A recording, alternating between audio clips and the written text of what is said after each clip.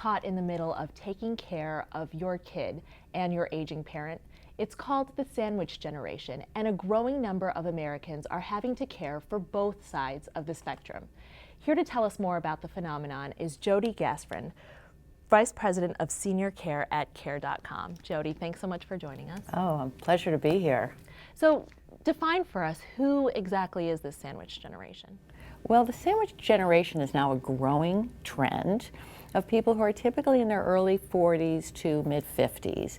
And the term sandwich means that they're sandwiched between their aging parents and their younger children. And it's usually children under the age of 18 who are living at home.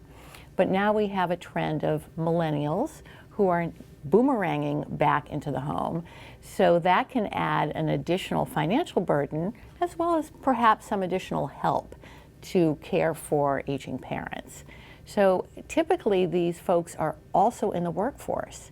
So they're juggling multiple and often really conflicting responsibilities. What are some of these unique stressors that this generation in particular feel?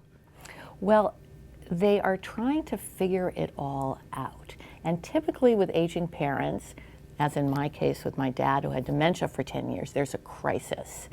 And often people are ill-prepared to deal with it. There are financial issues, there are decisions that have to be made. On the other end of the age spectrum, there are children who have a lot of needs. So it's really trying to be all things to both sides of the age continuum and trying to focus on your work. And it all sounds so overwhelming, but it doesn't have to be, right? Yes, it doesn't have to be. I think it's more overwhelming when you're caught off guard and you haven't thought about it.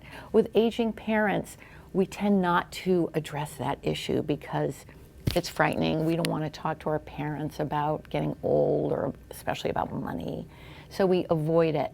And I think people often do better when they have those conversations early, and they have the conversations when their parent is actually well and alert and able to express what their feelings would be. You're able to sort it out before the crisis hits. Are there any other supports or resources out there that that this generation can turn to in order to help financially and also, emotionally as well? Absolutely. There's a lot of information, which in itself can be daunting. There's something called the AAAs, the Area Agencies on Aging. If you go to eldercare.gov, every area in the country has some kind of area on aging. Care.com has a great resource on our website. We have information about caregiving and resources for caregivers.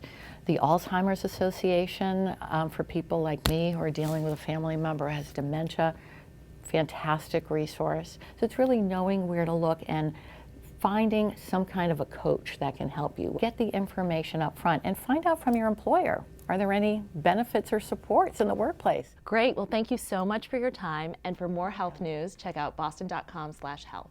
I'm Lara Salahi, and until next time, be well, Boston.